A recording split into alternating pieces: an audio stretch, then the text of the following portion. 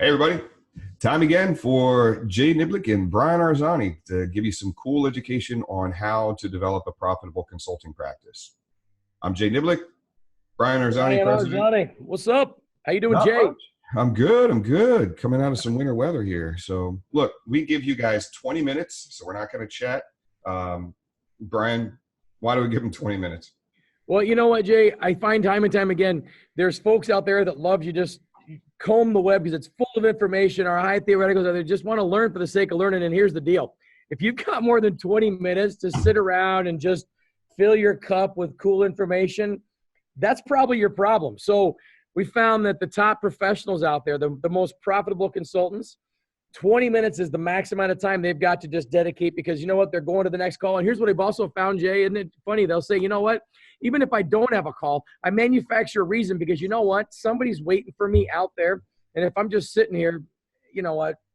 Blind squirrel finds a nut, or they say in the South, you know, a blind, pig finds an acorn if it looks long enough. So you know what? Let's go. 20, baby. All right. So today we're talking about some really pragmatic shit. Okay. It's proposals. How do you write a winning proposal? Here's the key, and it's in the Profitable Consultant. You guys need to read it. This is all the stuff that we teach on and a whole lot more. The biggest mistake that I see people make is they're afraid to make proposals live. And if you read the Profitable Consultant, you'll see that a proposal is not a proposal. There should never be a proposal. It's a confirmation, okay? Everything is negotiated in advance as I'm live talking with them. If like one of the first rules in proposal writing, if the first time that prospect sees the price is in the written proposal that you emailed over, you're wrong. You're probably dead and you're wrong. If you're lucky, you found a nut. Okay. You got your squirrel. You found your acorn. Here's the typical scenario. Guys just out there doing the typical sales thing and blah, blah, blah, blah, blah, and that's great. Well, I appreciate it. I don't want to take too much of your time. Thanks for telling me kind of what you need. And let me go back to the office. I'll work some stuff up and I'll submit a proposal. I'll email it over to you in the next day or two. All right, cool. Sounds fine. No talk about the big picture. No talk about the granular picture. And that's what you have to do. Big picture, what's the problem? Let's talk about the cause. We've identified and going to recommend a solution. And then you have to work through the granular aspects of that solution. That would entail me coming in and doing this. That would me doing that. It's going to cost this. Here's how I get paid. Here's when I get paid. All of that should be talked about face to face or on the phone. But it should be a live back and forth as to what works and what doesn't work. Yeah, I think. And then you go home, you write that up, and it's just strictly a confirmation, like an MOU, a memorandum of understanding. It's just to put down and make it concrete what you've already done. The proposal doesn't do anything other than confirm, like an email. It says, I'll send you an email afterwards with the specifics of what we just decided. That's it. It's not them big fancy government RFP where you're going in with 20 other bidders and you're writing up a proposal and a purchasing coordinator is looking at them all going, No. It's the kiss of death if you're trying to do this. Go ahead, Brian. No, you say it all the time, Jay. You say the person that identifies the problem earns the right to fix it. And so in that discussion, when we're having that discussion around why we're even talking, it's that co-authoring of both eyes on it. And in that moment when they go, huh, or they go, oh, or then that moment when they're going like that, that's the opportunity, not for us to say, can I give you a proposal on that? That's the opportunity, like you always talk about, is quantify it. What is that? What is the cost of that issue? What are the ripple effects of that issue? How long has that been an issue? And that's the time to take feverish notes. And then, like you said, we're going to be hashing that out. So you say, so when you say that this group has not been cohesive since an introduction of the new leader, what does that mean, right? And as you start to expand on that, you may find a lot of times, Jay, I know you've done this. You go on a sales call and all of a sudden the agreement at the end is not what they initially decided to bring you in for, because you've really truly helped them look at their issue or identify it in a way they'd never identified it. And now you're getting to, like you said, that root cause where there's really a profitable opportunity for both parties. And that's part of the problem. A lot of the people haven't gone back, and if you haven't watched the previous videos, they haven't taken the approach of a problem cost solution. They're selling a service like a freaking commodity. All right. And the shit just kills me. Let me come in and get some few minutes of your time, and I'm going to talk to you about our sales training program. I'm going to talk to you about our leadership development program. And it's this widget, and it's in a box, and it's pre-canned, and I can go out and I'll talk about the features and the functions and the benefits of this freaking box, and here's what it costs. They haven't gone through the process of saying, so what's the problem? What's the cause? When you do that, and then you've identified the cause of the problem, and you're talking about what the solution is, you don't have to have as hard a time writing up a proposal. Now, there's one exception, and it doesn't mean that you still get to submit a proposal cold. Many times what causes people to do this, there's a few things. Either A, their personality is such that they're afraid to negotiate, and they're kind of afraid to spit the price out. This is the first reason why we see people do this. They're afraid. They're not confident in their value, and they'd rather say, cool, awesome, I got you, I'm out of here, and they run away, and then they're okay with an email. I'll email this number to him. And I'm not there when he sees it, because I can't bring myself to say, it's going to cost you $75,000. It's a 12-month process. They want to go, I'll write it and I'll send it to him, and I'll see if that floats. And then he can come back. And I'll pray that he gets it. Get upset. So that's the first reason. So if you're afraid to state the number out loud, love you folks, get another job. Well, okay? And I'm not being a hard ass. If you can't understand your own value and have confidence in saying, here's the proposal that I think is fair, you're not going to make it in this business, because you don't have a team of 10 people around you. You can't send in your closer. You don't get to be the expert and then some other salesperson's negotiating. You got to get over that. And there's not any other solution than dive in and get used to it. Real quick, the second reason we see people do this, and this is the one that is, I understand, somewhat legitimate.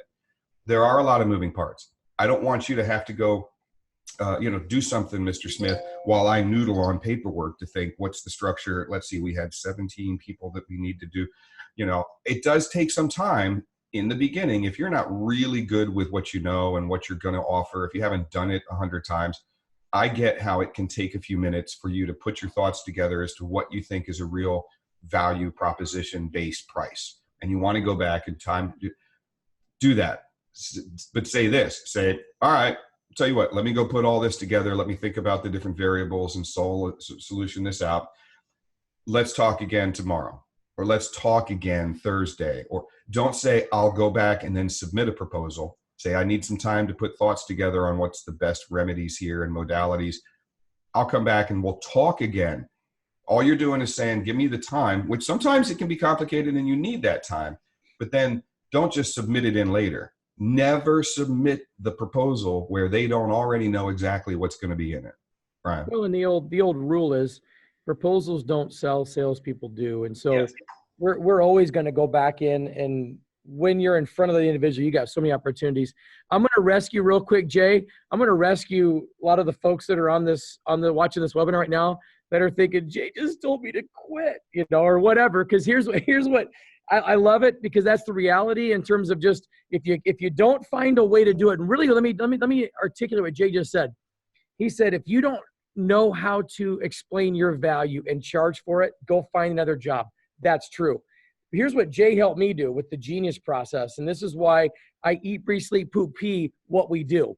I am a high altruist. I'm a high I, and I'm high empathy.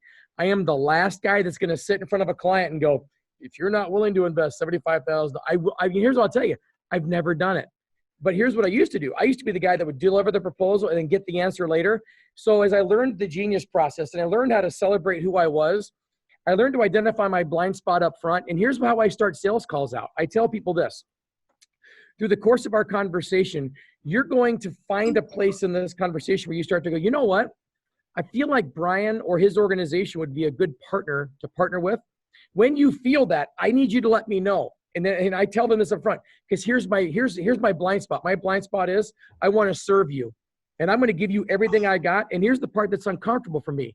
It's uncomfortable for me to tell you that it's going to cost a lot of money because I'm really good.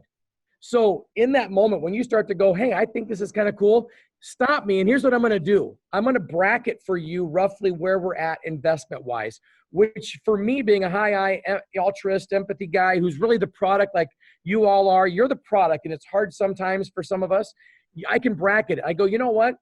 And here's how I bracket it. I don't go, it's going to be between this and this. If you blame it on your experience, you're not going to have a fight. And so I can simply say, typically with a project like this, it's going to be in that 68 to 84,000, depending on time and a lot of other variables.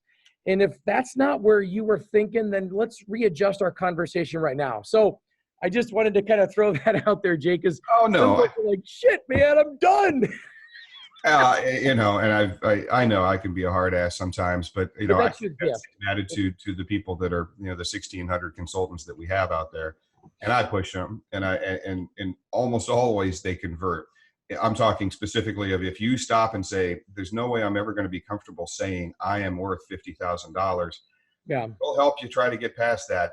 We'll show you ways to work with it. If you can't, if you're saying to yourself, "I'm never going to be able to do that," then you're never going to be able to get these deals. You That's a know, powerful word, is never. So if they're yeah, saying that, you're yeah, right, Jay. You can't say you can't never. hide and say, "Well, that's the one area where I'll just submit the proposal later." That's weak.